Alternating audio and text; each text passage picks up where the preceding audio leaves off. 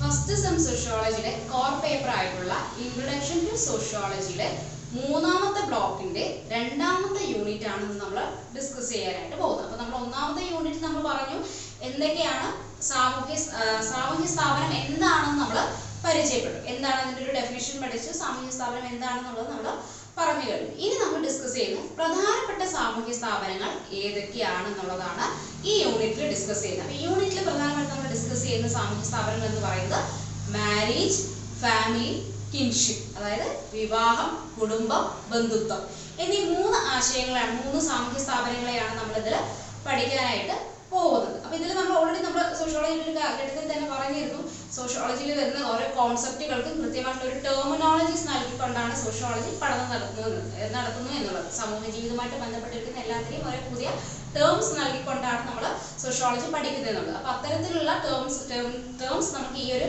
പാഠഭാഗത്തിലേക്ക് കാണാനായിട്ട് സാധിക്കും. അപ്പോൾ നമ്മൾ ഒന്നാമത് നമ്മുടെ യൂണിറ്റിലേക്ക് കിടക്കാം. അതിൽ ഒന്നാമത് നമ്മൾ ഡിസ്കസ് ചെയ്യുന്ന സാമൂഹ്യ സ്ഥാപനം എന്ന് പറയുന്നത് വിവാഹമാണ്. അതായത് മാരേജ് എന്ന് പറയുന്ന സാമൂഹ്യ സ്ഥാപനത്തെയാണ് നമ്മൾ പഠിക്കാനായിട്ട് പോകുന്നത്. അതായത് ഒരു പൊതു കരാറിന്റെ അടിസ്ഥാനത്തിൽ രണ്ട് ലിംഗത്തിൽപ്പെട്ട വ്യക്തികൾ സാമൂഹ്യപരമായും നിയമപരമായും ഒരുമിച്ച് ജീവിക്കുന്നതിനെയാണ് വിവാഹം എന്ന് പൊതുവെ പറയാം. അതായത് രണ്ട് ലിംഗത്തിൽപ്പെട്ട വ്യക്തികൾ സാമൂഹ്യപരമായിട്ടുള്ള അംഗീകാരത്തോടു കൂടി നിയമപരമായും ഒരുമിച്ച് ജീവിക്കുന്നതിനെയാണ് വിവാഹം എന്ന് നമുക്ക് പൊതുവെ വിളിക്കാം.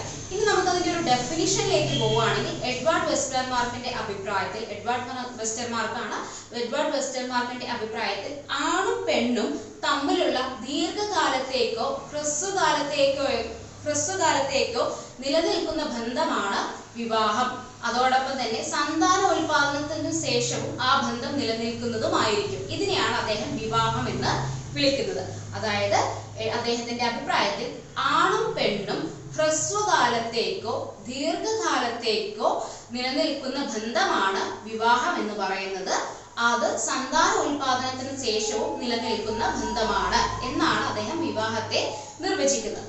ഇനി നമ്മൾ പ്രധാനമായിട്ട് ഡിസ്കസ് ചെയ്യാൻ പോകുന്നത് ടൈപ്സ് ഓഫ് മാരേജ് ആണ്. അതായത് ഏതൊക്കെ തരത്തിലുള്ള അല്ലെങ്കിൽ എത്ര തരത്തിലുള്ള വിവാഹങ്ങളാണ് സമൂഹത്തിൽ നിലനിൽക്കുന്നത് എന്നതാണ് നമ്മൾ ഡിസ്കസ് ചെയ്യുന്നത്. അതിൽ പ്രധാനമായിട്ട് വരുന്ന ഒന്നാണ് മോണോഗമി. അതായത് സർവ്വസാധാരണയായിട്ട് ആധുനിക സമൂഹത്തിൽ നിലനിൽക്കുന്ന വിവാഹത്തെയാണ് മോണോഗമി എന്ന് പറയുന്നത്. അതായത് ഒരാൾക്ക് ഒരു ഇണ എന്ന രീതിയിലാണ്, അതായത് ഒരു പുരുഷന് ഒരു സ്ത്രീ എന്ന രീതിയിലുള്ള കോൺസെപ്റ്റിനെയാണ് മോണോഗമി എന്നതുകൊണ്ട് അർത്ഥമാക്കുന്നത്. ഇനി രണ്ടാമതെന്ന് പറയുന്നത്, രണ്ടാമത്തെ വിവാഹ ടൈപ്സിൽ വരുന്നതാണ് പോളിഗമി. അതായത് പോളിഗമി എന്ന് പറയുന്നത് എന്താണ്, ഒരു വ്യക്തിക്ക് ഒന്നിലധികം പാർട്ട്നേഴ്സ് ഉണ്ടാവുന്ന രീതിയാണ് പോളിഗമി എന്ന് പറയുന്നത്. അതായത് സ്ത്രീക്കോ പുരുഷനെയോ എന്താണ് ഒന്നിലധികം പാർട്ട്നേഴ്സ് ഉണ്ടാവുന്ന വിവാഹ രീതിയാണ് നമ്മൾ പോളിഗമി എന്ന് അർത്ഥമാക്കുന്നത്.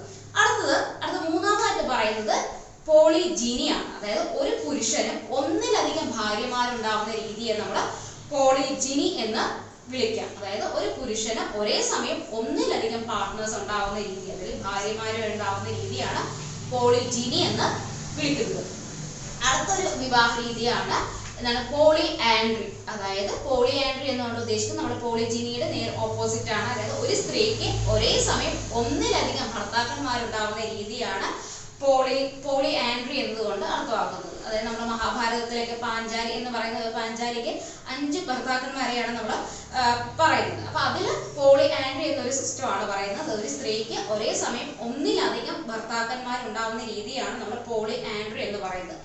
അടുത്തത് ഡിസ്കസ് ചെയ്യുന്ന ഒരു മാരേജ് ആണ് എൻഡോഗമി എന്ന് പറയുന്നത് ഒരേ ജാതിയിൽപ്പെട്ട ആളുകളുടെ വിവാഹത്തെയാണ്, ഒരേ ജാതിയിൽ ഒരേ കമ്മ്യൂണിറ്റിയിൽ ഉൾപ്പെട്ടിട്ടുള്ള ആളുകളുടെ വിവാഹത്തെയാണ് നമ്മൾ എൻഡോഗമി മാരേജ് എന്ന് വിളിക്കുന്നത്.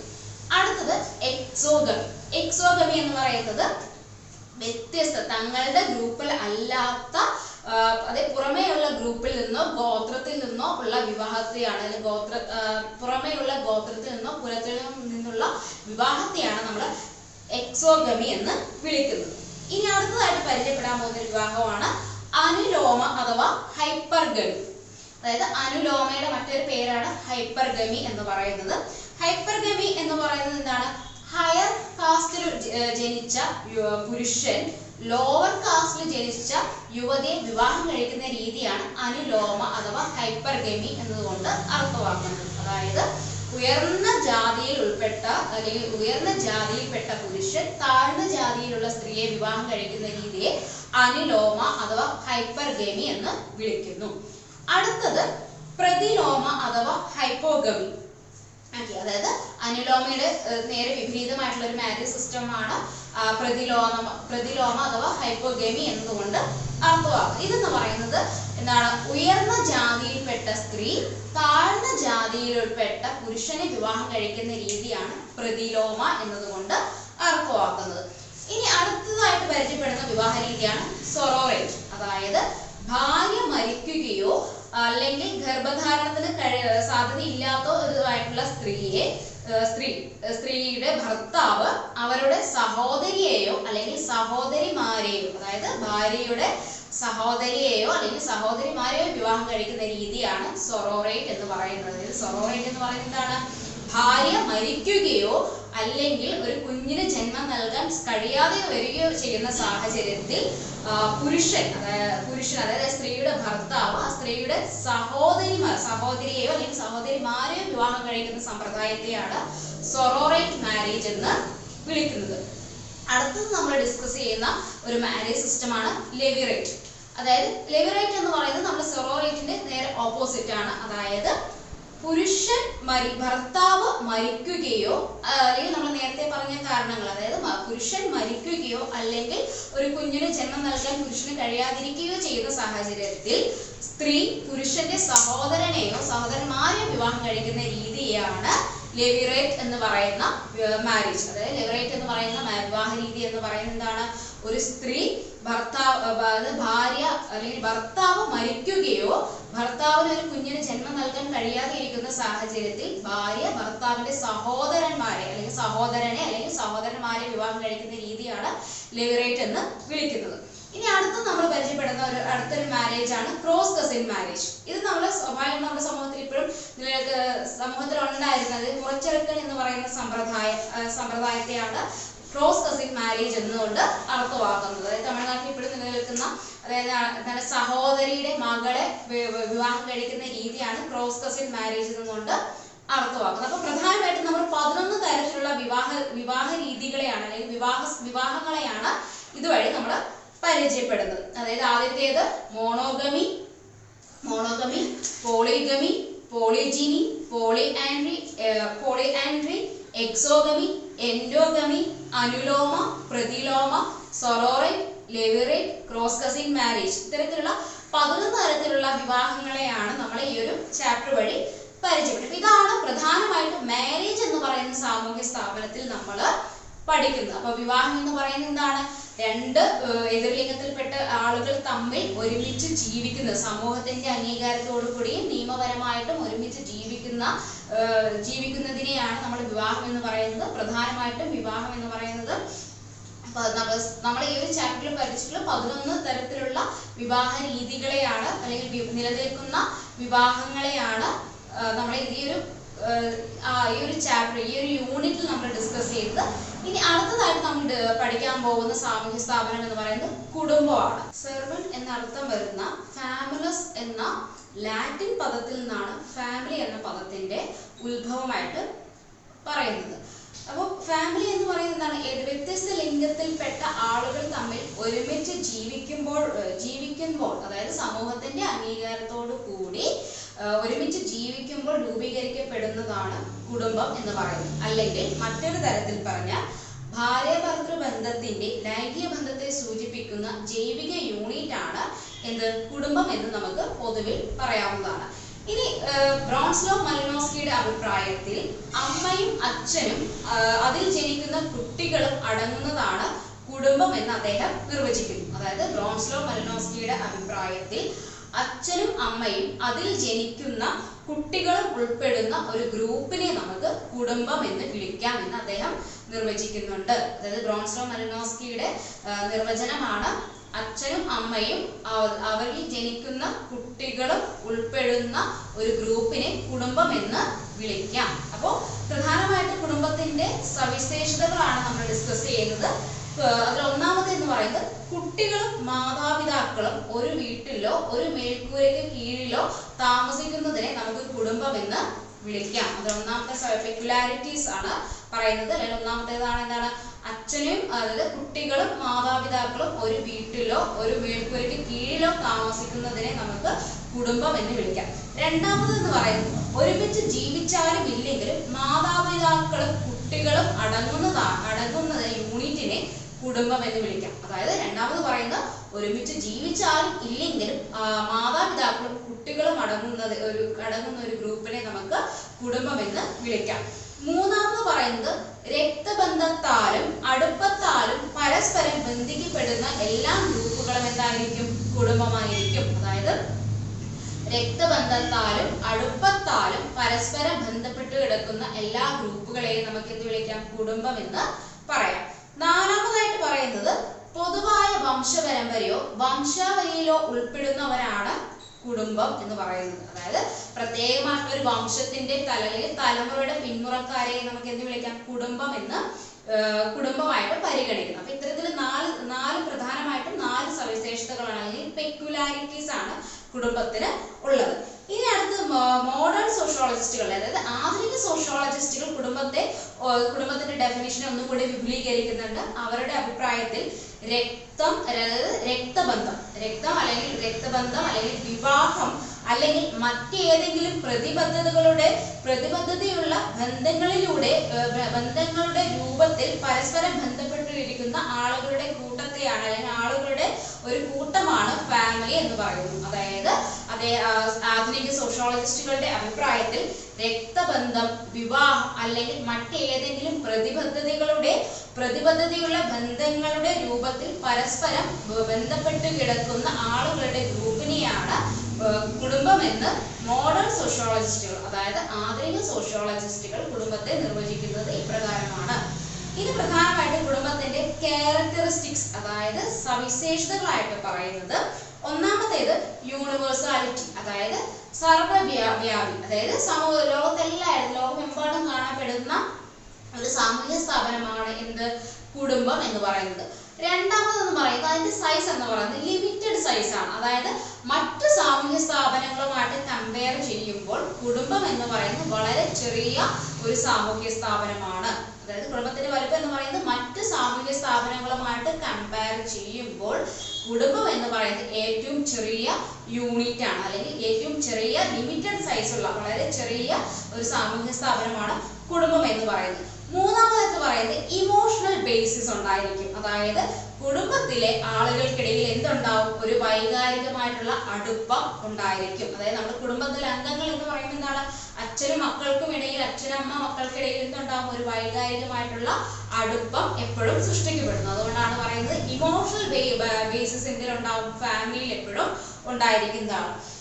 അടുത്തായിട്ട് പറയുന്നത് എക്കണോമിക് പ്രൊവിഷൻസ് അതായത് സാമ്പത്തികമായിട്ടുള്ള ഭദ്രത അല്ലെങ്കിൽ സാമ്പത്തികമായിട്ടുള്ള ഒരു കൈകാര്യം ചെയ്യൽ എന്ന് പറയുന്നതാണ് മൊത്തമായിട്ടാണ്. അത് കുടുംബത്തിലുള്ള ഒരാളുടെ വരുമാനമാണെങ്കിൽ പോലും അതെന്താണ് ആ വരുമാനം ചെയ്യുന്നുണ്ട് കുടുംബത്തിലെ എല്ലാവർക്കുമായിട്ട് വിനിയോഗിക്കപ്പെടുന്നു എന്നുള്ളതാണ് എക്കണോമിക് പ്രൊവിഷൻ എന്നുകൊണ്ട് ഉദ്ദേശിക്കുന്നത്. അതായത് ഇപ്പോൾ കുടുംബത്തിൽ ഒരാളാണ് വരുമാന മാർഗം സ്വീകരിക്കുന്നതെങ്കിലും അദ്ദേഹത്തിന്റെ വരുമാനം എന്ത് ചെയ്യുന്നുണ്ട് അദ്ദേഹത്തിന്റെ ആവശ്യങ്ങൾക്ക് മാത്രമായിട്ടല്ല എന്ത് ചെയ്യുന്നുണ്ട് കുടുംബത്തിലെ മറ്റ് അംഗങ്ങൾക്ക് വേണ്ടി വിനിയോഗിക്കുന്നു എന്നുള്ളതാണ് എക്കണോമിക് പ്രൊവിഷൻ എന്നതുകൊണ്ട് അർത്ഥമാക്കുന്നത്.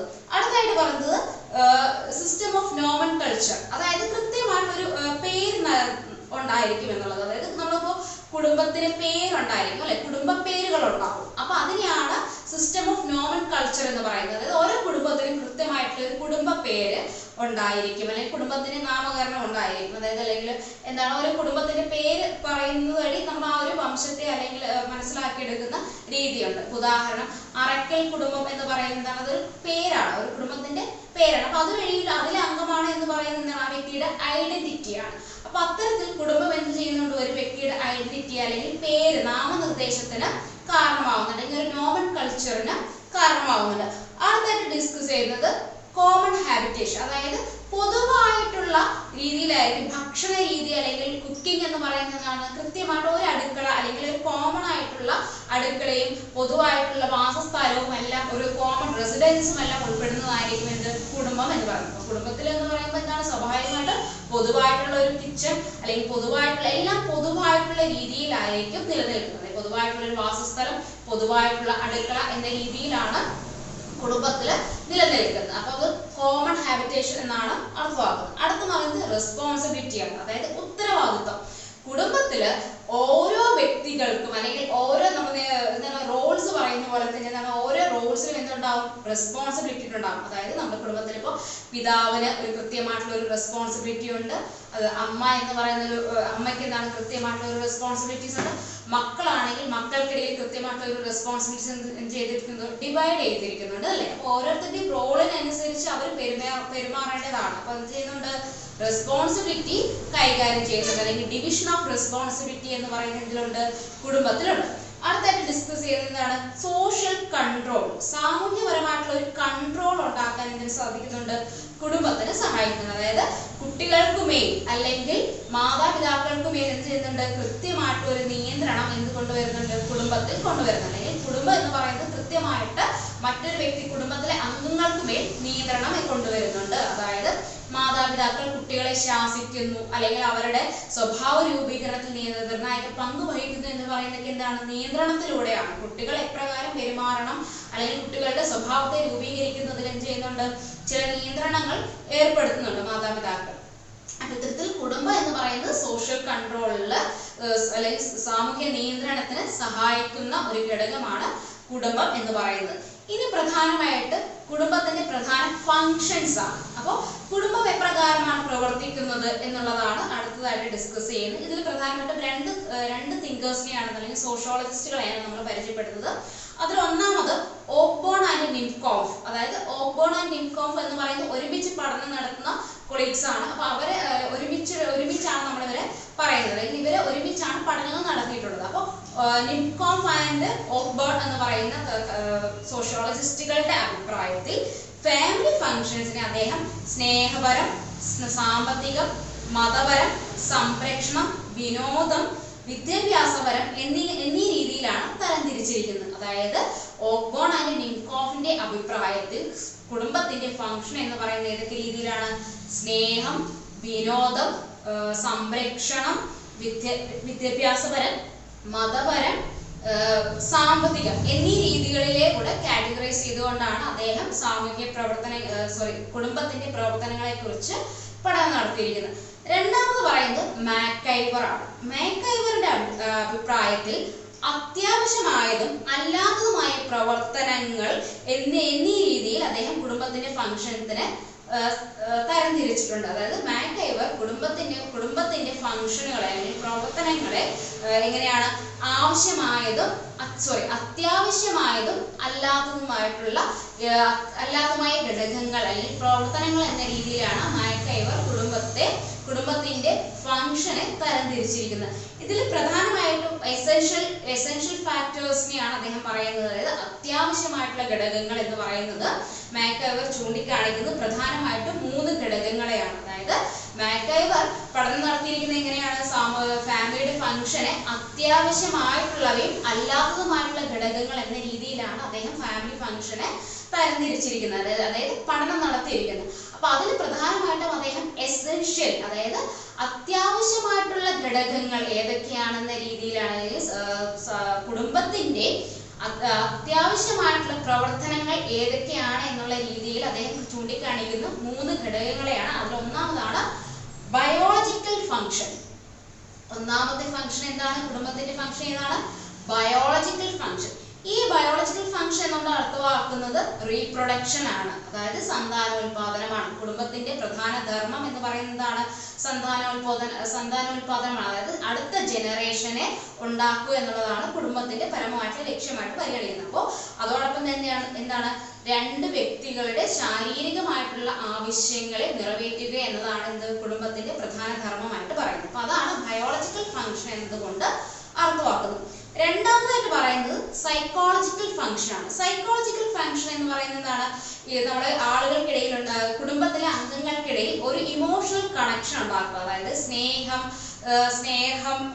സ്നേഹം അല്ലെങ്കിൽ പ്രൊട്ടക്ഷൻ അല്ലെങ്കിൽ സംരക്ഷണം ഇത്തരത്തിലുള്ള വൈകാരികമായിട്ടുള്ള അടുപ്പം സൃഷ്ടിക്കുക എന്നുള്ളതാണ് കുടുംബത്തിന്റെ രണ്ടാമത്തെ ഫംഗ്ഷൻ ആയിട്ട് അദ്ദേഹം ചൂണ്ടിക്കാണിക്കുന്നത്. അതായത് ഏതാണ് ഇമോഷണൽ പരമായിട്ടുള്ളത്, സൈക്കോളജിക്കൽ ആയിട്ടുള്ള അല്ലെങ്കിൽ ഇമോഷണൽ പരമായിട്ടുള്ള ഒരു കണക്ഷൻ കുടുംബങ്ങൾക്കിടയിൽ ഉണ്ടാക്കുക എന്നുള്ളതാണ് എന്ത് കുടുംബത്തിന്റെ പ്രധാന ധർമ്മമായിട്ട് അദ്ദേഹം ചൂണ്ടിക്കാണിക്കുന്നത്. മൂന്നാമതായിട്ട് പറയുന്നത് സോഷ്യോളജിക്കൽ ഫംഗ്ഷൻ. അതായത് സോഷ്യോളജിക്കൽ ഫംഗ്ഷൻ എന്ന് പറയുന്നത് എന്താണ്, സോഷ്യലൈസേഷൻ. അതായത് സോഷ്യലൈസേഷൻ എന്നതിന്റെ അർത്ഥം എന്താണ്, സാമൂഹിക പെരുമാറ്റം, അതായത് സാമൂഹ്യവൽക്കരണം എന്നതാണ് സോഷ്യലൈസേഷന്റെ എക്സാക്ട് മീനിങ്. അപ്പൊ സാമൂഹ്യവൽക്കരണം കൊണ്ട് അർത്ഥമാക്കുന്നത് എങ്ങനെയാന്ന് വെച്ചാൽ ഓരോരുത്തരും വ്യക്തികൾ സമൂഹത്തിൽ എങ്ങനെയാണ് പെരുമാറേണ്ടത് അല്ലെങ്കിൽ സാമൂഹ്യ പെരുമാറ്റ രീതിയെ രൂപീകരിക്കുന്നതാണ് എന്ത് സോഷ്യോളജിക്കൽ ഫംഗ്ഷൻ. അപ്പൊ കുടുംബത്തിന്റെ മൂന്നാമത്തെ ഫംഗ്ഷൻ ആയിട്ട് അദ്ദേഹം മാക്കൈവർ ചൂണ്ടിക്കാണിക്കുന്നത് സോഷ്യോളജിക്കൽ ഫംഗ്ഷൻ ആണ്. അതായത് സോഷ്യോളജിക്കൽ ഫംഗ്ഷൻ എന്നോട് അർത്ഥമാക്കുന്നത് സോഷ്യലൈസേഷനെയാണ്. അതായത് ഒരു കുട്ടിയുടെ സാമൂഹ്യപരമായിട്ടുള്ള സ്വഭാവ രീതിയെ സൃഷ്ടിക്കുന്നതിന്, അതായത് സമൂഹത്തിൽ ആ വ്യക്തി ഒരു കുട്ടി അല്ലെങ്കിൽ ഓരോ വ്യക്തിയും എപ്രകാരം പെരുമാറണം എന്ന് പഠിക്കുന്നത് കുടുംബത്തിൽ നിന്നുമാണ്. അത് ചെറുപ്പത്തിൽ നിന്ന് കുട്ടി വീട്ടിൽ നിന്ന് ലഭിക്കുന്ന വീട്ടുകാരുടെ പെരുമാറ്റത്തിൽ നിന്ന് മറ്റുമാണ് കുട്ടികളുടെ സ്വഭാവം രൂപീകരിക്കപ്പെടുന്നത്. അപ്പോൾ അല്ലെങ്കിൽ മറ്റൊരു തരത്തിൽ പറഞ്ഞ സോഷ്യലൈസേഷന്റെ ഏറ്റവും വലിയ പ്രൈമറി യൂണിറ്റ് എന്ന് പറയുന്നത് കുടുംബമാണ്. അതായത് ഓരോ വ്യക്തിയുടെയും സ്വഭാവം രൂപീകരിക്കപ്പെടുന്നത് കുടുംബത്തിൽ നിന്നാണ്. അപ്പൊ ചെറുപ്പത്തിൽ ലഭിക്കുന്ന സ്വഭാവത്തിന്റെയും അല്ലെങ്കിൽ ഒരു കുട്ടിക്ക് ലഭിക്കുന്ന ഇമോഷണൽ ആയിട്ടുള്ള കണക്ഷന്റെയും അല്ലെങ്കിൽ ഒരു കുടുംബത്തിൽ നിന്ന് ലഭിക്കുന്ന എല്ലാ തരത്തിലുള്ള പരിഗണനയും അടിസ്ഥാനത്തിലായിരിക്കും എന്താണ് കുട്ടിയുടെ സ്വഭാവം രൂപീകരിക്കപ്പെടുന്നത്. അപ്പൊ അതുകൊണ്ട് തന്നെ സോഷ്യോളജിക്കൽ ഫംഗ്ഷനിൽ എന്തുണ്ട്, പ്രധാനമായിട്ട് കുടുംബത്തിന് വലിയൊരു പങ്കുണ്ട്. അതായത് ഒരു വ്യക്തിയുടെ സ്വഭാവം രൂപീകരിക്കുന്നതിൽ പ്രധാന പങ്ക് വഹിക്കുന്ന ഒന്നാണ് കുടുംബം എന്ന് പറയുന്നത്. അപ്പൊ സോഷ്യൽ ഫംഗ്ഷൻ കൊണ്ട് ഉദ്ദേശിക്കുന്നത് എന്താണ്, ഒരു വ്യക്തിയുടെ അടിസ്ഥാനപരമായിട്ടുള്ള സ്വഭാവം രൂപീകരിക്കുന്നതിൽ കുടുംബം സഹായിക്കുന്നു. അപ്പൊ മൂന്ന് തരത്തിലുള്ള ഫംഗ്ഷനെയാണ് മാക്കൈവർ ചൂണ്ടിക്കാണിക്കുന്നത്, ബയോളജിക്കൽ, സൈക്കോളജിക്കൽ, സോഷ്യോളജിക്കൽ. അപ്പൊ മാക്കൈവറിന്റെ അഭിപ്രായത്തിൽ ഫാമിലിയുടെ ഫംഗ്ഷൻ എന്ന് പറയുന്നത് അദ്ദേഹം എങ്ങനെയാണ് ചൂണ്ടിക്കാണിക്കുന്നത്, അത്യാവശ്യമായതും അല്ലാത്തതുമായിട്ടുള്ള പ്രവർത്തനങ്ങളെ പരിഗണിച്ചു കൊണ്ടാണ് അദ്ദേഹം ഫാമിലി ഫംഗ്ഷനെ പഠിക്കുന്നത്. അപ്പൊ അദ്ദേഹം ചൂണ്ടിക്കാണിക്കുന്നത് പ്രധാനമായിട്ടും എസെൻഷ്യൽ ഫാക്ടേഴ്സ് ആണ്. എസെൻഷ്യൽ ആയിട്ടുള്ള ഫാക്ടേഴ്സ് എന്ന് പറയുന്നത് മൂന്നെണ്ണമാണ്: biological function, psychological function, sociological function. ഈ ബയോളജിക്കൽ ഫംഗ്ഷൻ എന്ന് പറയുന്നത് വ്യക്തികൾ റീപ്രൊഡക്ഷൻ പ്രോസസ്സിനെയും രണ്ട് വ്യക്തികളുടെ ലൈംഗികപരമായിട്ടുള്ള ആവശ്യങ്ങളെ നിറവേറ്റുക എന്ന രീതിയിലാണ് ബയോളജിക്കൽ ഫംഗ്ഷനെ കൊണ്ട് അർത്ഥമാക്കുന്നത്. സൈക്കോളജിക്കൽ എന്ന് പറയുന്നത് വൈകാരികമായിട്ടുള്ള അടുപ്പങ്ങൾ സൃഷ്ടിക്കുക എന്നുള്ളതാണ് സൈക്കോളജിക്കൽ കൊണ്ട് അർത്ഥമാക്കുന്നത്. സോഷ്യോളജിക്കൽ എന്ന് പറയുന്നത് സാമൂഹ്യ പെരുമാറ്റത്തെ പഠിപ്പിക്കുക എന്ന രീതിയിലാണ് സോഷ്യോളജിക്കൽ ഫംഗ്ഷൻ എന്ന് അദ്ദേഹം അർത്ഥമാക്കുന്നത്. ഇനി പ്രധാനമായിട്ടും ഫാമിലിയെ ക്ലാസിഫിക്കേഷൻ ആണ്, അതായത് ക്ലാസിഫിക്കേഷൻ ഓഫ് ഫാമിലി, എത്ര തരത്തിലുള്ള കുടുംബങ്ങളാണ് ഉള്ളത് അല്ലെങ്കിൽ കുടുംബത്തെ എപ്രകാരം നമുക്ക് വർഗീകരിക്കാം എന്നുള്ളതാണ് നമ്മൾ ഡിസ്കസ് ചെയ്യാനായിട്ട് പോകുന്നത്. ക്ലാസിഫിക്കേഷൻ ഓഫ് ഫാമിലി നമ്മൾ ആദ്യം ഡിസ്കസ് ചെയ്യുന്നത് സ്ട്രക്ചർ ആണ്. അതായത് ഘടനയുടെ അടിസ്ഥാനത്തിൽ കുടുംബത്തെ നമുക്ക് മൂന്നായി തരംതിരിക്കാം. ഒന്ന് joint family, extend family, nuclear family. അതായത് കുടുംബത്തിന്റെ ഘടനയുടെ അടിസ്ഥാനത്തിൽ കുടുംബത്തെ മൂന്നായി തരംതിരിക്കുന്നു: joint family, extend family, nuclear family. അപ്പൊ ജോയിന്റ് ഫാമിലി എന്ന് പറയുന്നത് സ്വാഭാവികമായിട്ടും എന്താണ്, കൂട്ടുകുടുംബം എന്നുള്ളതാണ്. അത് രണ്ടോ അതിൽ കൂടുതലോ തലമുറകൾ ഒരുമിച്ച് താമസിക്കുന്നതിനെയാണ് കൂട്ടുകുടുംബം എന്നുകൊണ്ട് അർത്ഥമാക്കുന്നത്. അപ്പൊ അവിടെ എന്താണ്, പൊതുവായിട്ടുള്ള സ്വത്തായിരിക്കും കൂട്ടുകുടുംബത്തിൽ ഉണ്ടായിരിക്കുക. അടുത്തത് എക്സ്റ്റെൻഡ് ഫാമിലി. എക്സ്റ്റെൻഡ് ഫാമിലി എന്ന് പറയുന്നത് രണ്ടോ മൂന്നോ തലമുറകൾ മാത്രം താമസിക്കുന്നതിനെയാണ് എക്സ്റ്റെൻഡ് ഫാമിലി എന്നുകൊണ്ട് അർത്ഥമാക്കുന്നത്. അപ്പോൾ ജോയിന്റ് ഫാമിലിയിൽ നിന്ന് കമ്പാരിറ്റീവ്ലി എക്സ്റ്റൻഡ് ഫാമിലി എന്ന് പറയുന്നത് ജനറേഷൻ കുറവാണ്. അപ്പോൾ എക്സ്റ്റൻഡ് ഫാമിലി എന്ന് പറയുന്നത് 2-3 ജനറേഷൻസ് മാത്രം ഉൾക്കൊള്ളുന്നതിനെയാണ് എന്ന് പറയുന്നത് എക്സ്റ്റൻഡ് ഫാമിലി എന്നുകൊണ്ട് അർത്ഥമാക്കുന്നത്. അടുത്തതായിട്ട് ഡിസ്കസ് ചെയ്യുന്നത് മൂന്നാമത്തെ എന്ന് പറയുന്നത് ന്യൂക്ലിയർ ഫാമിലിയാണ്. ന്യൂക്ലിയർ ഫാമിലി എന്ന് പറയുന്നത് എന്താണ്? അച്ഛനും അമ്മയും അവിവാഹിതരായിട്ടുള്ള കുട്ടികളും അടങ്ങുന്നതിനെയാണ് നമ്മൾ എന്ത് വിളിക്കുന്നത്? ന്യൂക്ലിയർ ഫാമിലി എന്ന രീതിയിൽ പരിഗണിക്കുന്നത്. അപ്പോൾ ന്യൂക്ലിയർ ഫാമിലിയാണ് ഇന്ന് നിലനിൽക്കുന്ന ഒരു രീതി എന്ന് പറയുന്നത്. അതായത് ആധുനിക സമൂഹത്തിൽ ഇന്ന് നിലനിൽക്കുന്ന കുടുംബ പശ്ചാത്തലം എന്ന് പറയുന്നത് ന്യൂക്ലിയർ ഫാമിലിയാണ്. അപ്പോൾ ഈ 3 ഫാമിലിയെയും നമ്മൾ പരിഗണിക്കുന്നതിന്റെ അടിസ്ഥാനത്തിലാണ്?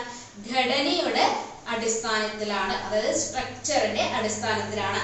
ഇനി രണ്ടാമത് നമ്മൾ പരിചയപ്പെടുന്നത് അധികാരത്തിന്റെ, അതായത് അതോറിറ്റിയുടെ അടിസ്ഥാനത്തിൽ കുടുംബങ്ങളെ നമുക്ക് എത്രയായിട്ട് തരംതിരിക്കാം. പ്രധാനമായിട്ട് 2 തരത്തിലാണ് കുടുംബത്തെ നമ്മൾ പഠിക്കുന്നത്. ഒന്ന് പാട്രിയാർക്കൽ, രണ്ടാമത്തേത് മാട്രിയാർക്കൽ. അതായത് പിതൃമേധാവിത്വമുള്ള കുടുംബങ്ങളെ പാട്രിയാർക്കൽ എന്ന് പറയുന്നു. രണ്ടാമത് മാട്രിയാർക്കൽ എന്ന് പറയുന്നത് കുടുംബത്തിന്റെ ഭരണം എന്ന് പറയുന്നത്, ഗൃഹനാഥ എന്ന് പറയുന്നത് മാതാവ് ഗൃഹനാഥയായിരിക്കുന്ന കുടുംബങ്ങളെ നമ്മൾ മാട്രിയാർക്കൽ എന്ന് പറയുന്നത്. അതായത് അധികാരം സ്ത്രീക്ക്, അല്ലെങ്കിൽ ഗൃഹനാഥ എന്ന് പറയുന്നത് സ്ത്രീ അല്ലെങ്കിൽ അമ്മയാണ് കുടുംബത്തിന് ഗൃഹനാഥയായിട്ട് നിലനിൽക്കുന്നത് എങ്കിൽ അവിടെ മാട്രിയാർക്കൽ എന്നാണ് പറയുന്നത്. പാട്രിയാർക്കൽ എന്ന് പറയുന്നത് അധികാരം പുരുഷനെ ഉള്ളത്, അതായത് പിതാവാണ് ഗൃഹഭരണം നടത്തുന്നതെങ്കിൽ അതിന് നമ്മൾ പാട്രിയാർക്കൽ എന്ന് പറയുന്നത്. അപ്പൊ പാട്രിയാർക്കൽ എന്ന് പറയുന്നത് അതോറിറ്റി മെയിനുള്ളതിനെയാണ് നമ്മൾ പാട്രിയാർക്കി എന്ന് പറയുന്നത്. മാട്രിയാർക്കി എന്ന് പറയുന്നത് അമ്മ അല്ലെങ്കിൽ ഫീമെയിൽ അധികാരം നിലനിൽക്കുന്ന കുടുംബങ്ങളെ, അതായത് കുടുംബത്തിന്റെ ഗൃഹനാഥ എന്ന് പറയുന്നത് അല്ലെങ്കിൽ കുടുംബ ഭരണം സ്ത്രീക്ക് ഉണ്ടായിരിക്കുന്നതിനെ നമ്മൾ മാട്രിയാർക്കി എന്നും കുടുംബ ഭരണം പുരുഷനെ ഉണ്ടാവുന്നതിനെ നമ്മൾ പാട്രിയാർക്കി എന്നും പറയുന്നു. ഇനി മൂന്നാമത് നമ്മൾ പരിചയപ്പെടുന്നത് റെസിഡൻസ്, അതായത് വാസസ്ഥലത്തിന്റെ അടിസ്ഥാനത്തിൽ കുടുംബങ്ങളെ നമുക്ക് പ്രധാനമായിട്ടും 4 ആയി തരംതിരിക്കാം. അതിൽ ഒന്നാമതാണ് പാട്രിലോക്കൽ അഥവാ വെരി ലോക്കൽ ഫാമിലി. അതായത് പാട്രിലോക്കൽ എന്ന് പറയുന്നത് സ്വാഭാവികമായിട്ട് പുരുഷന്റെ കുടുംബത്തിൽ പുരുഷന്റെ സ്ഥലത്ത്, അതായത് ഭർത്താവിന്റെ സ്ഥലത്ത് വീട്ടിൽ താമസിക്കുന്ന രീതിയാണ് നമ്മൾ പാട്രിലോക്കൽ എന്ന് പറയുന്നത്. അപ്പോൾ രണ്ടാമത് പറയുന്നത് മാട്രിലോക്കൽ അഥവാ യുക്സോറിലോക്കൽ എന്ന് പറയുന്നത്. അപ്പൊ മാട്രിലോക്കൽ എന്ന് പറയുന്നത് മാതൃകായികപരമായിട്ട്, അതായത് മാതാവിന്റെ അല്ലെങ്കിൽ ഭാര്യയുടെ കുടുംബത്തിൽ ഭാര്യയുടെ വാസസ്ഥലത്ത് അല്ലെങ്കിൽ കുടുംബത്തിൽ താമസിക്കുന്ന രീതിയാണ് മാട്രിലോക്കൽ എന്ന് പറയുന്നത്.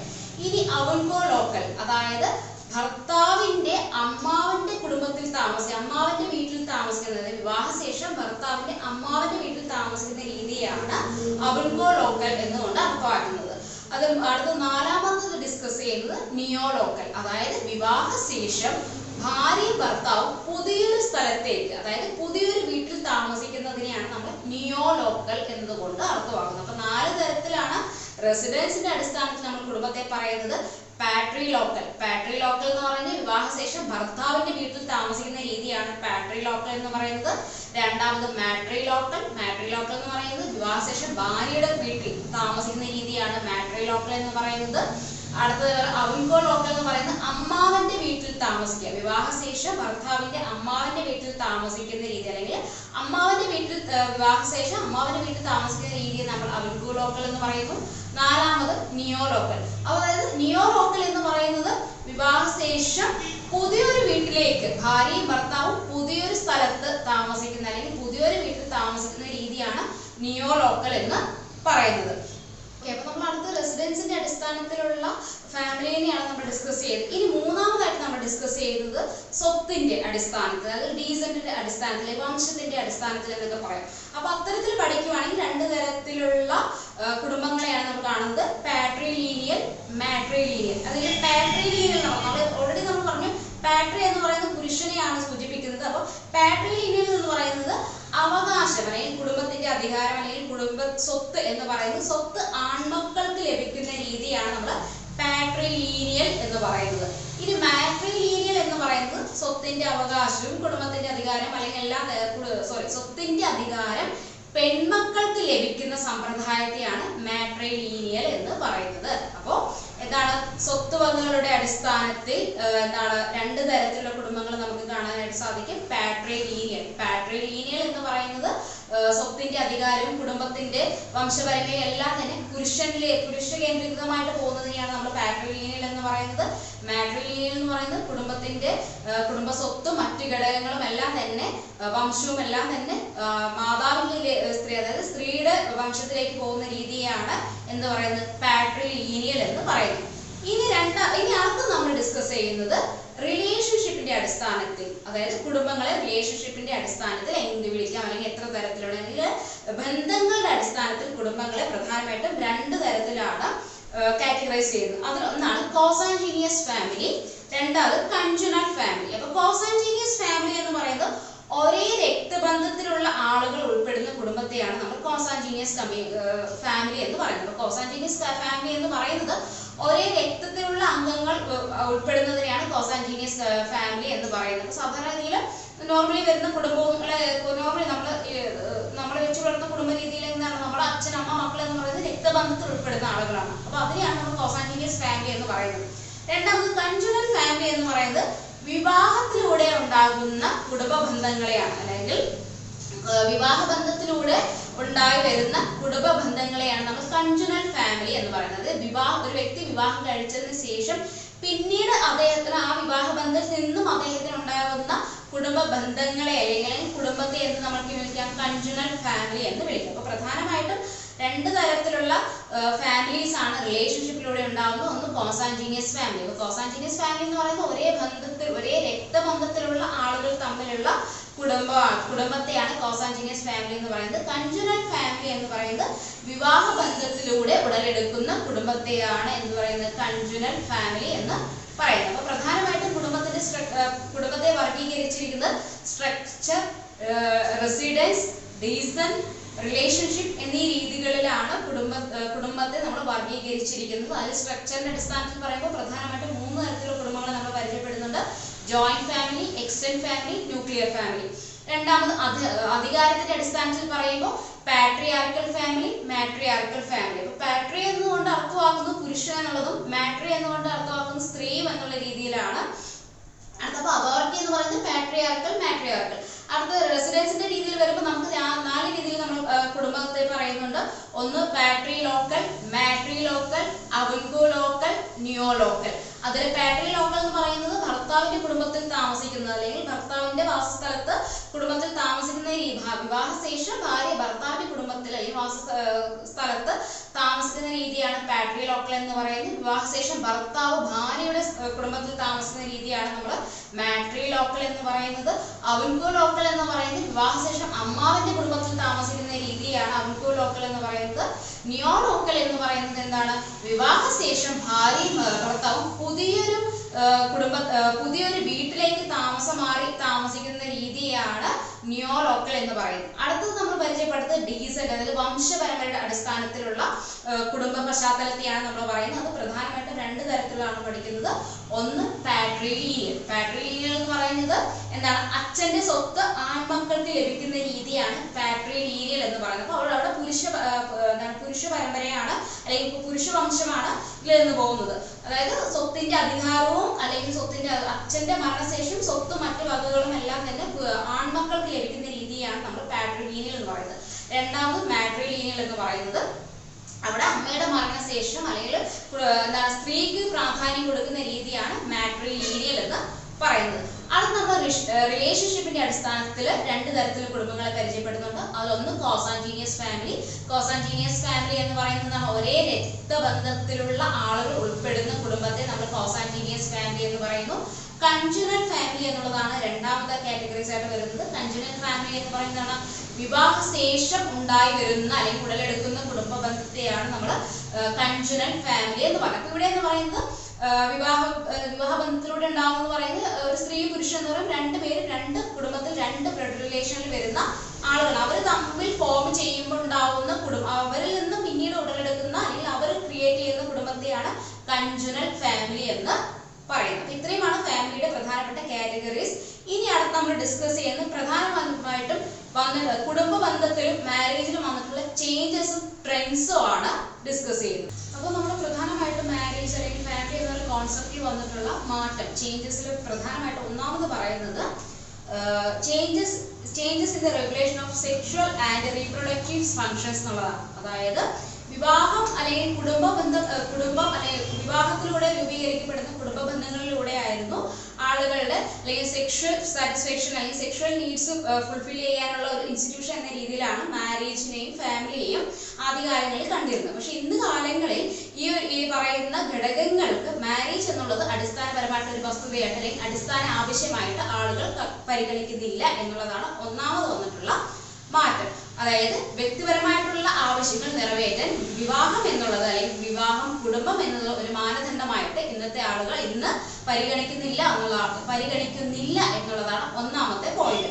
രണ്ടാമതെന്ന് പറയുന്നത് ഫാമിലിയുടെ സ്ട്രക്ചറിൽ വന്നിട്ടുള്ള മാറ്റം. അതായത് നമ്മൾ ആദ്യം പറഞ്ഞു നമ്മുടെ ഫാമിലിയുടെ സ്ട്രക്ചറിൽ നമ്മൾ 3 തരത്തിലുള്ള ഫാമിലി ഡിസ്കസ് ചെയ്തിരുന്നു. അതിൽ നമ്മൾ ആദ്യമേ പറഞ്ഞിരുന്നു ജോയിന്റ് ഫാമിലി, എക്സ്റ്റെൻഡ് ഫാമിലി എന്ന് പറയുന്ന ഒരു കോൺസെപ്റ്റ് മാറി ന്യൂക്ലിയർ ഫാമിലി എന്നൊരു കോൺസെപ്റ്റിലേക്ക് വന്നു കഴിഞ്ഞു. ഈ ന്യൂക്ലിയർ ഫാമിലി പോലും നമ്മൾ ന്യൂക്ലിയർ ഫാമിലി ഡെഫിനിഷൻ പഠിക്കുന്ന സമയത്ത് പറയുന്നത് അച്ഛനും അമ്മയും അവിവാഹിതരായിട്ടുള്ള കുട്ടികളും അടങ്ങുന്നതിന് നമുക്ക് ന്യൂക്ലിയർ ഫാമിലിയാണ് കുടുംബം എന്ന് നിർവചിക്കാമെന്ന് നിർവചനത്തിൽ പറയുന്നുണ്ട്.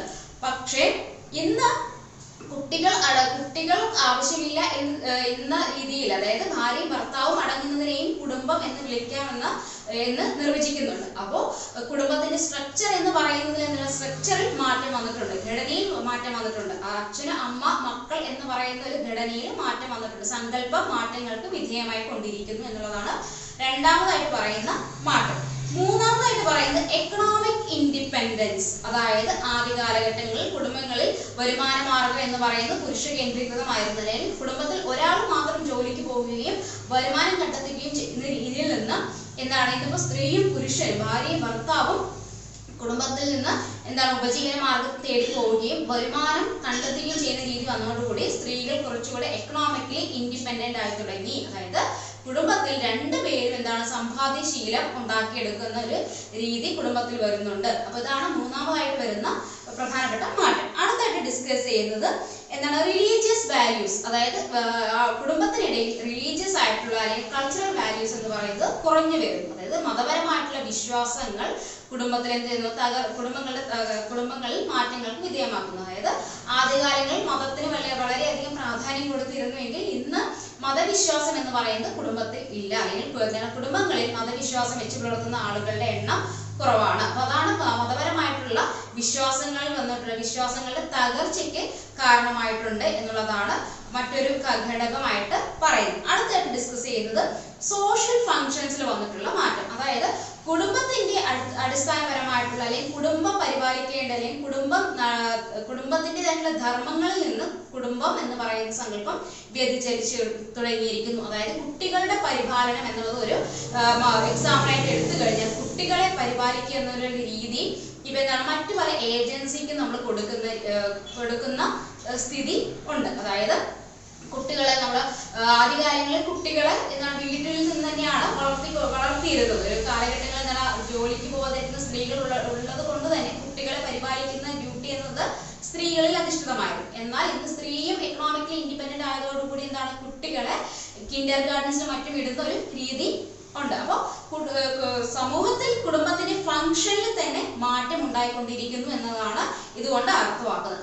ഇനി അടുത്തായിട്ട് പറയുന്നത് നോൺ എസെൻഷ്യൽ ആയിട്ടുള്ള ആക്ടിവിറ്റീസിന് പോലും നമ്മൾ എന്ത് ചെയ്യുന്നുണ്ട്, മറ്റ് ഏജൻസികളെ ആശ്രയിക്കുന്നു. അതായത് separation of non essential functions from the family. അതായത് നമുക്ക് അത്യാവശ്യമില്ലാത്ത ഘടകങ്ങളിൽ പോലും കുടുംബത്തിൽ നടക്കുന്നില്ല, അല്ലെങ്കിൽ കുടുംബത്തിന്റെ പ്രവർത്തനത്തിന്റെ ഘടകങ്ങൾ അല്ലെങ്കിൽ കുടുംബത്തിൽ നടക്കേണ്ടതായിട്ടുള്ള പല ഘടകങ്ങളെ എന്ത് ചെയ്യുന്നുണ്ട്, മറ്റ് ഏജൻസികളെ ഏൽപ്പിക്കുന്ന ഒരു ശീലം. അതായത് ഉദാഹരണം മാരേജ് പോലുള്ള ഒരു ഫംഗ്ഷൻ നടക്കുകയാണെങ്കിൽ പോലും അത് പൂർണ്ണമായിട്ടും മറ്റ് ഏജൻസികൾക്ക് ഏൽപ്പിച്ചുകൊണ്ടാണ് ഇന്നത്തെ കുടുംബത്തിലെ പല ഘടകങ്ങൾ നടക്കുന്നത്. അപ്പൊ കുടുംബത്തിലെ ഒരു പരിപാടികളാണെങ്കിൽ കുടുംബത്തിൽ നടക്കുന്ന സംഭവങ്ങളായിട്ടുള്ള ആഘോഷങ്ങൾ പോലും പൂർണ്ണമായിട്ട് കുടുംബത്തിലെ അംഗങ്ങൾക്കിടയിലല്ല നടക്കുന്നത്. അത് പൂർണ്ണമായിട്ട് മറ്റ് ഏജൻസികളെ ഏൽപ്പിച്ചുകൊണ്ട് പൂർണ്ണമായിട്ട് സ്വതന്ത്രമായിട്ട് വേറിട്ട് നിൽക്കുന്ന ഒരു രീതിയാണ് കുടുംബത്തിൽ കാണുന്നത്. അപ്പൊ ഇത്രയുമാണ് കുടുംബം അല്ലെങ്കിൽ മാരേജ് എന്ന് പറയുന്ന കോൺസെപ്റ്റുകളിൽ സാമൂഹ്യ സ്ഥാപനങ്ങളിൽ വന്നിട്ടുള്ള പ്രധാനപ്പെട്ട മാറ്റങ്ങൾ. അപ്പൊ ഇതിൽ അവസാനത്തേത് പറയുന്നത് ഇന്ന് കൂടുതൽ കുറച്ചുകൂടെ പുറമേയുള്ള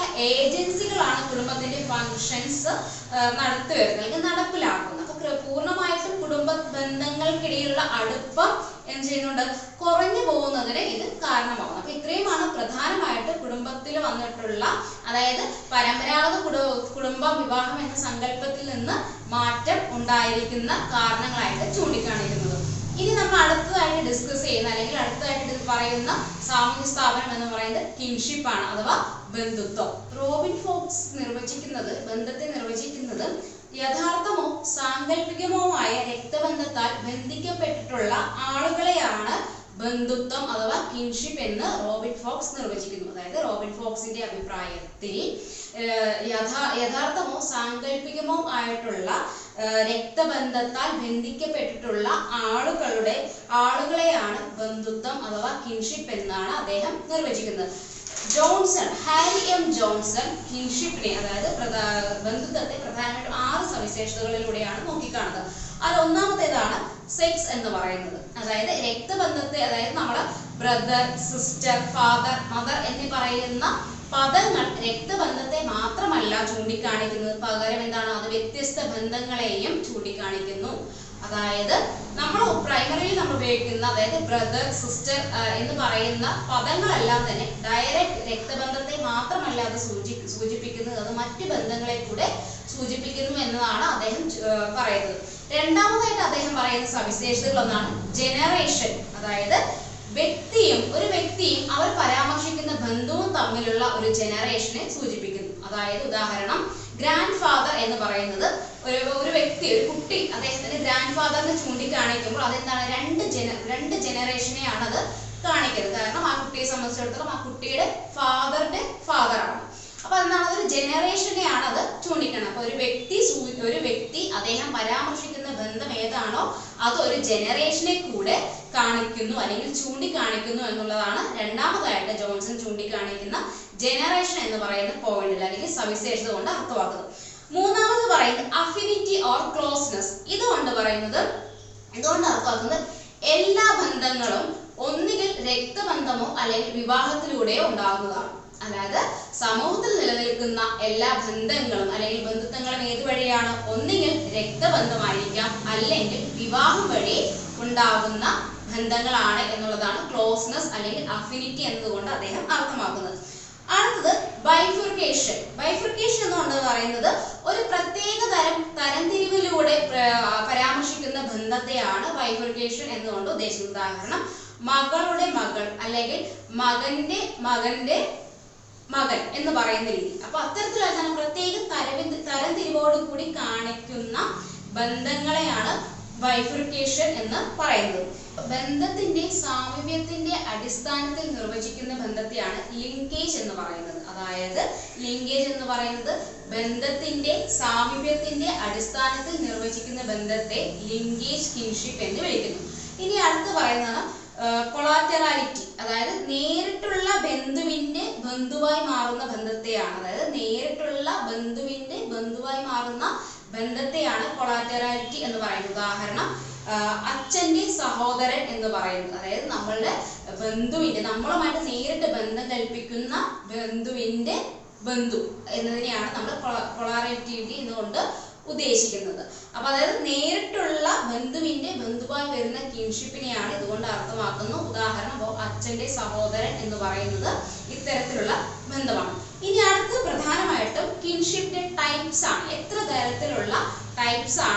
തരത്തിലുള്ള കിൻഷിപ്പുകളാണ് നിലനിൽക്കുന്നത് എന്നുള്ളതാണ് പറയുന്നത്. അതിൽ ഒന്നാമതായിട്ട് പറയുന്നത് പ്രൈമറി കിൻഷിപ്പ്. അതായത് പ്രൈമറി എന്ന് പറയുന്നത് നേരിട്ട് രക്തബന്ധം വഴി വരുന്ന ബന്ധങ്ങളെയാണ് പ്രൈമറി കിൻഷിപ്പ് എന്നുകൊണ്ട് പറയുന്നത്. അപ്പൊ ഇതിൽ പ്രധാനമായിട്ടും 8 തരത്തിലുള്ള കിൻഷിപ്പ് നിലനിൽക്കുന്നു എന്നാണ് പരാമർശിക്കുന്നത്. അതായത് 8 തരത്തിലുള്ള ബന്ധങ്ങൾ പ്രൈമറി കിൻഷിപ്പ് നിലനിൽക്കുന്നു എന്നാണ് പറയുന്നത്. ഉദാഹരണം, husband wife, father son, mother daughter, father daughter എന്ന് പറയുന്ന നിലയിലാണ് 8 തരത്തിലുള്ള പ്രൈമറി കിൻഷിപ്പ് നിലനിൽക്കുന്നു എന്നാണ് പൊതുവിൽ പറയുന്നത്. രണ്ടാമതായിട്ട് പറയുന്നത് സെക്കൻഡറി കിൻഷിപ്പ്. അതായത് പ്രൈമറി ബന്ധുവിനെ നമ്മൾ സെക്കൻഡറി കിൻഷിപ്പ് ആയിട്ട് പരിഗണിക്കാം. അതായത് എന്താണ്, അച്ഛന്റെ സഹോദരി എന്ന് പറയുന്നത് സെക്കൻഡറി കിന്നാണ്. അതായത് നമ്മളുടെ പ്രൈമറി കിന്നാണ് ഫാദർ എന്ന് പറയുന്നത്. അപ്പോൾ പ്രൈമറി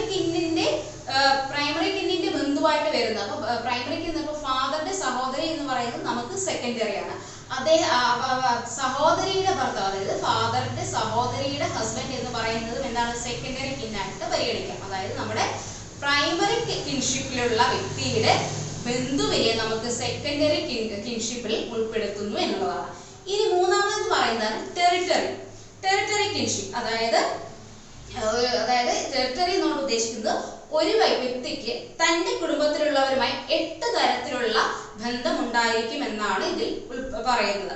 അപ്പൊ ഇതിൽപ്പെട്ട ഓരോ ആൾക്കാർക്കും വിവാഹ ബന്ധത്തിലൂടെയും രക്തബന്ധത്തിലൂടെയും 33 തരത്തിലുള്ള ബന്ധുത്വങ്ങൾ ഉണ്ടാവും എന്നാണ് ടെറിട്ടറി കിൻഷിപ്പിൽ പറയുന്നത്. അപ്പൊ ഇത്തരത്തിലുള്ള വികസിച്ചു വരുന്ന ബന്ധത്തെയാണ് ടെറിട്ടറി കിൻഷിപ്പ് എന്നതുകൊണ്ട് അർത്ഥമാക്കുന്നത്. അപ്പൊ ഇനി അടുത്തത് പറയുന്നത് കോസാൻജീനിയൽ കിൻഷിപ്പ് എന്നുള്ള ഒരു ഘടകമാണ്. കോസാൻജീനിയൽ കിൻഷിപ്പ് എന്ന് പറയുന്നത് രക്തബന്ധത്തിലൂടെ വരുന്ന ബന്ധങ്ങളെയല്ല കോസാൻജീനിയൽ കിൻഷിപ്പ് എന്ന് പറയുന്നു. അപ്പോ ഇതിൽ പറയുന്നതില് രണ്ടാമത് അഫിനിയൽ കിൻഷിപ്പ് അല്ലെങ്കിൽ കൺജുനൽ കിൻഷിപ്പ് എന്നൊക്കെ പറയാം. അല്ലെങ്കിൽ അഫിനിയൽ കിൻഷിപ്പ് എന്ന് പറയുന്നതാണ് വിവാഹ ബന്ധത്തിലൂടെ വളർന്നു വരുന്ന ബന്ധങ്ങളെ അല്ലെങ്കിൽ വിവാഹ ബന്ധത്തിലൂടെ വളരുന്ന അല്ലെങ്കിൽ നമുക്ക് ലഭിക്കുന്ന ബന്ധങ്ങളെയെല്ലാം അഫിനിയൽ കിൻഷിപ്പ് എന്ന് പറയാം. കോസാൻജീനിയൽ കിൻഷിപ്പ് എന്ന് പറയുന്നത് എന്താണ്? രക്തബന്ധമുള്ള ബന്ധങ്ങളെയെല്ലാം നമ്മൾ കോസാൻജീനിയൽ കിൻഷിപ്പ് എന്ന് പറയുന്നു. വിവാഹ ബന്ധത്തിലൂടെ ഉടലെടുക്കുന്ന ബന്ധുക്കളെ അല്ലെങ്കിൽ വിവാഹ ബന്ധത്തിലൂടെ നമുക്ക് ലഭിക്കുന്ന ബന്ധുക്കളെയെല്ലാം അഫിനിയൽ കിൻഷിപ്പ് എന്നാണ് വിളിക്കുന്നത്. അപ്പൊ പ്രധാനമായിട്ടും വരുന്ന കിൻഷിപ്പ് എന്ന് പറയുന്നത് primary kinship, secondary kinship, tertiary kinship, consanguineal kinship, affinal kinship. അപ്പൊ പ്രധാനമായിട്ടും 5 തരത്തിലുള്ള കിൻഷിപ്പുകളെയാണ് നമ്മൾ പഠിക്കുന്നത്. അപ്പൊ ഇനി നമ്മൾ ഡിസ്കസ് ചെയ്യുന്ന ടോപ്പിക് റൂൾ ഓഫ് ഡീസന്റ് എന്നുള്ളതാണ്. അതായത് ഒരു തലമുറയിൽപ്പെട്ടവർക്ക് തൊട്ടടുത്ത തലമുറയിലുള്ള ആളുകളുമായിട്ടുള്ള ബന്ധത്തെയാണ് അല്ലെങ്കിൽ ബന്ധത്തെയാണ് റൂൾ ഓഫ് ഡീസന്റ് എന്നുകൊണ്ട് ഉദ്ദേശിക്കുന്നത്. അപ്പോൾ വംശപരമ്പര അനുസരിച്ച് പ്രധാനമായും 2 തരത്തിലുള്ള അല്ലെങ്കിൽ പലതരത്തിലുള്ള ബന്ധങ്ങൾ നിലനിൽക്കുന്നുണ്ട്. അതിൽ പ്രധാനമായിട്ടും നമ്മൾ ഡിസ്കസ് ചെയ്യുന്നത് അല്ലെങ്കിൽ നമുക്ക് പഠിക്കാനുള്ളത് 2 തരത്തിലുള്ളതാണ്. ഒന്ന് കോഗ്നേറ്റ് കിൻഷിപ്പ് എന്ന് പറയുന്നത്, കോഗ്നേറ്റ് ഡീസന്റ് എന്ന് പറയുന്നത്. അപ്പോൾ കോഗ്നേറ്റ് ഡീസന്റ് എന്ന് പറയുന്നത് ഒരു പൊതു പൂർവികനെ പങ്കിടുന്ന രീതിയാണ് ഡീസന്റ് എന്ന് പറയുന്നത്, കോഗ്നേറ്റ് ഡീസന്റ് എന്നുകൊണ്ട് അർത്ഥമാക്കുന്നത്. രണ്ടാമതായിട്ട് പറയുന്നത് യൂണിലാറ്ററൽ ഡീസന്റ് എന്ന് പറയുന്നത്. യൂണിലാറ്ററൽ ഡീസന്റ് എന്ന് പറയുന്നത് വംശപരമ്പര ഒരേ തലമുറയിലൂടെ കടന്നു പോകുന്ന രീതിയാണ് യൂണിലാറ്ററൽ ഡീസന്റ് എന്ന് പറയുന്നത്. യൂണിലാറ്ററൽ ഡീസന്റ് എന്ന് പറയുന്നതിൽ ഒരു വംശപരമ്പര മാത്രം, അതായത് ഒരേ വംശപരമ്പര മാത്രം പിന്തുടരുന്ന രീതിയാണ് യൂണിലാറ്ററൽ ഡീസന്റ് എന്ന് പറയുന്നത്. അപ്പൊ കോഗ്നേറ്റ് എന്ന് പറയുന്ന ഒരു പൊതു പൂർവികരെ പങ്കിടുന്ന രീതിയാണ് കോഗ്നേറ്റ് ഡീസന്റ് എന്ന് പറയുന്നത്. യൂണിലാറ്ററൽ ഡീസന്റ് എന്ന് പറയുന്നത് വംശപരമ്പര ഒരേ തലമുറയിലൂടെ മാത്രം പങ്കിട്ട് പോകുന്ന രീതിയാണ് യൂണിലാറ്ററൽ ഡീസന്റ് എന്ന് പറയുന്നത്. ഈ യൂണിലാറ്ററൽ ഡീസന്റിനെ നമ്മൾ വീണ്ടും കാറ്റഗറൈസ് ചെയ്യുന്നുണ്ട്. അതിലൊന്നാണ് പാട്രിലീനിയൽ. അതായത് പിതാവിന്റെ വംശപരമ്പര പിന്തുടർന്ന് പോകുന്ന രീതിയാണ് നമ്മൾ എന്ത് പറയുന്നത്? പാട്രിലീനിയൽ എന്ന് പറയുന്നത്. മാട്രിലീനിയൽ എന്ന് പറയുന്നത് വംശപരമ്പരയെ പിന്തുടരുന്ന രീതിയെ നമ്മൾ മാട്രിലീനിയൽ എന്ന് പറയുന്നു. ഇനി അടുത്ത് പറയുന്ന ഒരു ബന്ധുത്വമാണ് അഗ്നേറ്റ് കിൻഷിപ്പ് എന്ന് പറയുന്നത്. അതായത് അതും ഈ പാട്രിലീനിയലിന്റെ രീതിയിൽ ഉൾപ്പെടുന്ന ഒരു രീതിയാണ് അഗ്നേറ്റ് കിൻഷിപ്പ് എന്ന് പറയുന്നത്. അപ്പൊ അഗ്നേറ്റ് കിൻഷിപ്പ് എന്ന് പറയുന്ന രീതി എന്ന് പറയുന്നത് പിതാവിന്റെ പേര്, സ്വത്ത് അല്ലെങ്കിൽ കുടുംബ പേര് ഇതെല്ലാം പിതാവ് വഴി ലഭിക്കുന്നതിന് അല്ലെങ്കിൽ പിതാവിന്റെ വംശത്തെ പിന്തുടരുന്ന രീതിയാണ് അഗ്നേറ്റ് കിൻഷിപ്പ് എന്നുകൊണ്ട് അർത്ഥമാക്കുന്നത്.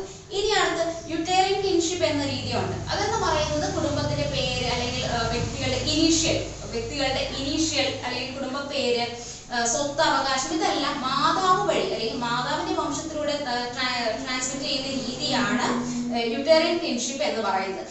ഇനി മൂന്നാമത് ഡിസ്കസ് ചെയ്യുന്നതാണ് ബൈലാറ്ററൽ ഡീസന്റ്. അതായത് ബൈലാറ്ററൽ ഡീസന്റ് എന്ന് പറയുന്നത് ഡബിൾ ഡീസന്റ് എന്നോ അല്ലെങ്കിൽ ബൈലാറ്ററൽ ഡീസന്റ് എന്നോ പറയും. അതായത് മാതാവിന്റെയും പിതാവിന്റെയും വംശപരമ്പരയെ ഒരുപോലെ പരിഗണിച്ചുകൊണ്ട് മുന്നോട്ട് പോകുന്ന രീതിയാണ് ബൈലാറ്ററൽ ഡീസന്റ് എന്ന് പറയുന്നത്. അതായത് നമ്മൾ നേരത്തെ പറഞ്ഞ വിവിധ തരത്തിലുള്ള വംശപരമ്പര ഉണ്ടെന്ന് പറഞ്ഞു. അത് നമ്മൾ പ്രധാനമായിട്ട് 2 തരത്തിൽ ഡിസ്കസ് ചെയ്തു. ഒന്നാണ് കോഗ്നേറ്റും യൂണിലാറ്ററലും.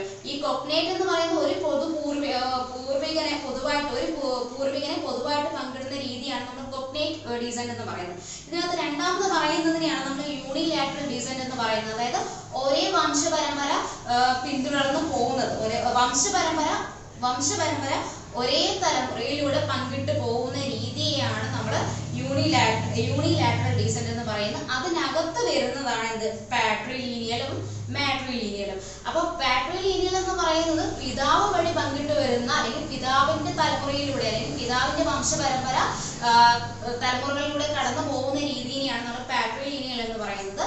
മാട്രിലീനിയൽ എന്ന് പറയുന്നത് എന്താണ്? മാതാവിന്റെ വംശപരമ്പര തലമുറകളിലൂടെ കടന്നു പോകുന്നതിനെയാണ് മാട്രിലീനിയൽ എന്ന് പറയുന്നത്. പിന്നീട് നമ്മൾ അതിൽ ഡിസ്കസ് ചെയ്യുന്നതാണ് അഗ്നാറ്റിക് കിൻഷിപ്പ് എന്ന് പറയുന്നത്. അതായത് അഗ്നാറ്റിക് കിൻഷിപ്പ് എന്ന് പറയുന്നത് പാട്രിലീനിയൽ ആയിട്ട് വരുന്നതാണ്. അതായത് പിതാവിന്റെ പേര് ഇനീഷ്യൽ ആയിട്ട് നൽകുക, അല്ലെങ്കിൽ പിതാവിന്റെ കുടുംബ പേര് നൽകുക, അല്ലെങ്കിൽ സ്വത്ത് എന്നിവ പിതാവ് വഴി ലഭ്യമാകുന്ന തലമുറകളിലൂടെ കടന്നു പോകുന്ന രീതിയാണ്, പുരുഷനിലൂടെ കടന്നു പോകുന്ന രീതിയാണ് അഗ്നാറ്റിക് കിൻഷിപ്പ് എന്ന് പറയുന്നത്. ഇനി യുട്ടേറിയൻ കിൻഷിപ്പ് എന്ന് പറയുന്നത് ഇതിന്റെ നേരെ ഓപ്പോസിറ്റ് ആണ്. അതായത് കുട്ടികളുടെ പേരിന്റെ ഇനിഷ്യൽ മാതാവിന്റെ ആവുക, അല്ലെങ്കിൽ അമ്മയുടേതാവുക, അല്ലെങ്കിൽ സ്വത്തിന്റെ അവകാശം അമ്മയുടെ വംശത്തിലൂടെ അതായത് അമ്മയുടെ വംശത്തിലൂടെ തലമുറയിലൂടെ അത് കടന്നു പോവുക, അല്ലെങ്കിൽ എന്താണ് മറ്റ് അവകാശങ്ങൾ, സ്വത്ത് മുതലായ എല്ലാം തന്നെ സ്ത്രീകളിലൂടെ കടന്നു പോകുന്ന രീതിയാണ് യുട്ടേറിയൻ കിൻഷിപ്പ് എന്ന് പറയുന്നത്. ഇനി അത് മൂന്നാമായിട്ട് നമ്മൾ ഡിസ്കസ് ചെയ്യുന്നത് ബൈലാറ്ററൽ കിൻഷിപ്പ് ആണ്. അതായത് സ്ത്രീയുടെയും പുരുഷന്റെയും, അതായത് മാതാവിന്റെയും പിതാവിന്റെയും വംശപരമ്പരയെ ഒരുപോലെ ഈക്വലായിട്ട് പരിഗണിച്ചുകൊണ്ട് മുന്നോട്ട് പോകുന്ന രീതിയാണ് ബൈലാറ്ററൽ ഡിസെന്റ് എന്ന് പറയുന്നത്. അപ്പൊ ഇത്രയുമാണ് പ്രധാനമായിട്ട് നമ്മൾ ഡിസ്കസ് ചെയ്യുന്നത്. ഇനി അടുത്തത് ഈ കിൻഷിപ്പ് ടെർമിനോളജീസ് ആണ് നമ്മൾ പരിചയപ്പെടുന്നത്. അതായത് പ്രധാനപ്പെട്ട നമ്മൾ ഏതൊക്കെ ടേംസുകളാണ്, പദങ്ങളാണ് ഇതിൽ പരിചയപ്പെടുന്നുള്ളതാണ് പറയുന്നത്. ഒന്നത് ലീനേജ് എന്നുള്ളത്.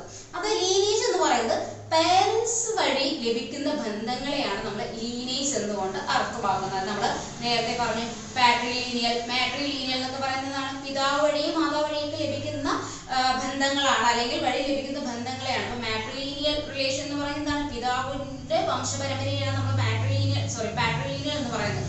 മാതാവിന്റെ വംശപരമ്പര വഴി വരുവാണെങ്കിൽ അതിന് നമ്മൾ മാട്രിലീനിയൽ എന്ന് പറയും. അപ്പൊ ഇത്തരത്തിൽ ലഭിക്കുന്ന ബന്ധങ്ങളെയാണ് ലീനേജ് എന്ന പദം കൊണ്ട് ഉദ്ദേശിക്കുന്നത്. എന്താണ്? ഒരു പാരന്റ്സ് വഴി ലഭിക്കുന്ന ബന്ധങ്ങളെ നമ്മൾ ലീനേജ് എന്നുകൊണ്ട് ഉദ്ദേശിക്കും. പാട്രിലീനിയൽ ആണെങ്കിൽ അത് മാതാവ് വഴി പിതാവ് വഴി ലഭിക്കുന്നതാണെങ്കിൽ പാട്രിലീനിയൽ, മാതാവ് വഴി ലഭിക്കുന്ന ബന്ധങ്ങളെയാണെങ്കിൽ അത് മാട്രിലീനിയൽ. ഇനി രണ്ട് ബന്ധങ്ങൾ, രണ്ട് വംശത്തെയും നമ്മൾ ഒരുപോലെ പരിഗണിക്കുന്നുണ്ടെങ്കിൽ അത് ബൈലാറ്ററൽ എന്ന് വിളിക്കാം. ഇനി ഏതെങ്കിലും ഒരു വഴിക്ക് മാത്രമാണ് ലഭിക്കുന്നതെങ്കിൽ അതിന് യൂണിലീനിയൽ എന്നാണ് വിളിക്കുന്നത്. അതായത് മാതാവിന്റെ ബന്ധത്തെ മാത്രം പിന്തുടർന്ന് പോവുകയാണെങ്കിൽ അതിന് യൂണിലീനിയൽ എന്നും വിളിക്കാം. ഇനി രണ്ടാമത് പരിചയപ്പെടുന്ന ടേംസ് ആണ് ക്ലാൻസ് എന്ന് പറയുന്നത്. അപ്പൊ ക്ലാൻസ് എന്ന് പറയുന്നതാണ് അറിയപ്പെടുന്നതോ അല്ലാത്തതോ ആയ പൂർവികരിൽ നിന്ന് ലഭിക്കുന്ന അല്ലെങ്കിൽ ആരംഭിക്കുന്ന വംശാവലിയാണ് ക്ലാൻസ് എന്ന് പറയുന്നത്. അപ്പൊ ക്ലാൻസ് എന്ന് പറയുന്നത് നമുക്ക് അറിയുന്നതോ അറിയപ്പെടാത്തതോ ആയിട്ടുള്ള പൂർവികരിൽ നിന്ന് ലഭിക്കുന്ന വംശത്തെയാണ്, അല്ലെങ്കിൽ വംശാവലിയാണ്, അവരുടെ ജനറേഷൻ പ്രോസസ്സിനെയാണ് എന്താ പറയുന്നത് ക്ലാൻസ് എന്ന് പറയുന്നത്. അടുത്ത് ഫ്രാക്ടറി എന്ന് പറയുന്നത് മൂന്നാമത് നമ്മൾ പരിചയപ്പെടുന്ന ഒരു ടേം ആണ്. ഇതിന്റെ പ്രകാരം എന്താണ്? ഒന്നിലേറെ ഗോത്രങ്ങൾ ഒന്നിച്ചു ചേരുന്ന ഗ്രൂപ്പാണ് ഫ്രാക്ടറി. അതായത് ഒന്നിലേറെ ഗോത്രങ്ങൾ ഒരുമിച്ച് ചേരുന്ന ഒരു ഗ്രൂപ്പിനെയാണ് നമ്മൾ ഫ്രാക്ടറി എന്ന് അർത്ഥമാക്കുന്നത്. അടുത്ത നാലാമത് പറയുന്നതാണ് ടെക്നോണമി. ടെക്നോണമി എന്ന് പറയുന്നത് പേര് പറയാതെ തന്നെ ഒരു റിലേഷനിലൂടെ, അല്ലെങ്കിൽ പേര് പറയാതെ തന്നെ നമ്മൾ ഒരാളെ അഭിസംബോധന ചെയ്യുന്ന രീതിയാണ് ടെക്നോണമി എന്ന് പറയുന്നത്. അതായത് നമ്മളൊരു സുഹൃത്തിന്റെ അതായത് സുഹൃത്തിന്റെ അമ്മയെ പരിചയപ്പെടുന്ന രീതിയിൽ, അപ്പൊ ആ അമ്മയുടെ പേര് പറയാല്ല, അല്ലെങ്കിൽ പേരൻസിന് നമ്മൾ പേര് ഡിനോട്ട് ചെയ്യാതെ ഇന്ന ആളുടെ അമ്മ, അല്ലെങ്കിൽ ഇന്ന ആളുടെ അച്ഛൻ, അല്ലെങ്കിൽ എന്താണ് ഇന്ന ആളുടെ സഹോദരി എന്ന് നമ്മൾ ഡിനോട്ട് ചെയ്യുന്നത്. അതായത് ആ വ്യക്തിയുടെ പേര് പരാമർശിക്കാതെ ആ വ്യക്തിയുടെയുമായിട്ട് മറ്റൊരു ബന്ധത്തെ കണക്ട് ചെയ്ത് പറയുന്ന രീതിയാണ് ടെക്നോണമി എന്ന് പറയുന്നത്. അടുത്തത് അവോൺകുലേറ്റ് എന്ന് പറഞ്ഞാൽ അവോൺകുലേറ്റ് എന്ന് പറയുന്ന ടേംസ് കൊണ്ട് അർത്ഥമാക്കുന്നത് കുടുംബത്തിൽ അമ്മാവന് കൂടുതൽ പ്രാധാന്യം കൽപ്പിക്കുന്ന രീതിയാണ് അവോൺകുലേറ്റ് എന്ന് പറയുന്നത്. അതായത് കുടുംബത്തിൽ കാര്യങ്ങൾ തീരുമാനിക്കുന്നത് എന്താണ്, വ്യക്തികളുടെ കാര്യങ്ങൾ തീരുമാനിക്കുന്നത് അമ്മാവനായിരിക്കും. അപ്പൊ അമ്മാവന് കൂടുതൽ പ്രാധാന്യം നൽകുന്ന കിൻഷിപ്പ് അല്ലെങ്കിൽ ബന്ധങ്ങളെ അവോൺകുലേറ്റ് എന്ന് വിളിക്കാം. രണ്ടാമത് പറയുന്നത് കൊവാർഡ് എന്ന് പറയുന്നത് ഭാര്യ ഗർഭിണിയായിരിക്കുന്ന സമയത്ത് ഭർത്താവ്, അതായത് പുരുഷൻ പ്രത്യേകമായിട്ടുള്ള ചടങ്ങ് അല്ലെങ്കിൽ പ്രത്യേകമായിട്ടുള്ള വ്രതം അല്ലെങ്കിൽ ഫാസ്റ്റിംഗ് മുതലായ രീതികൾ അനുഷ്ഠിക്കുന്ന രീതിയാണ് കൊവാർഡ് എന്നുകൊണ്ട് അർത്ഥമാക്കുന്നത്. അടുത്തത് പരിചയപ്പെടുന്ന വാക്കാണ് അമിറ്റേറ്റ് എന്ന് പറയുന്നത് പിതാവിന്റെ സഹോദരൻ സഹോദരിക്ക്, അതായത് പിതാവിന്റെ സഹോദരിക്ക് കുടുംബത്തിൽ കൂടുതൽ പ്രാധാന്യം ലഭിക്കുന്ന രീതിയാണ് അമിറ്റേറ്റ് എന്നുകൊണ്ട് അർത്ഥമാക്കുന്നത്. ഇത് ലാസ്റ്റ് നമ്മൾ പരിചയപ്പെടുന്ന ഒരു ടേമാണ് ജോക്കിംഗ് റിലേഷൻഷിപ്പ്.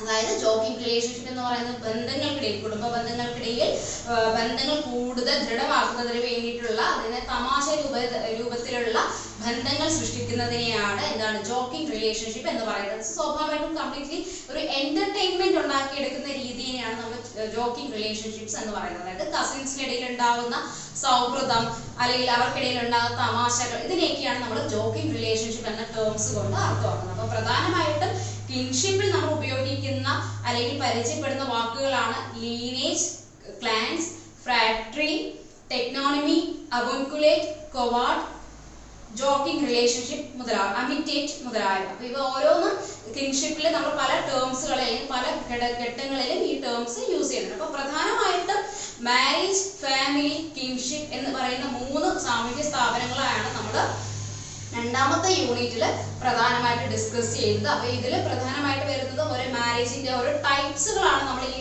ഓരോ ഗ്രൂപ്പിൽ പ്രധാനപ്പെട്ട ഇൻസ്റ്റിറ്റ്യൂട്ട്സിലും നമ്മൾ ഡിസ്കസ് ചെയ്തപ്പോൾ ഓരോന്നിന്റെയും ടൈപ്സ് ആണ് നമ്മൾ പ്രത്യേകമായിട്ട് ഓർത്ത് വെക്കേണ്ടത്.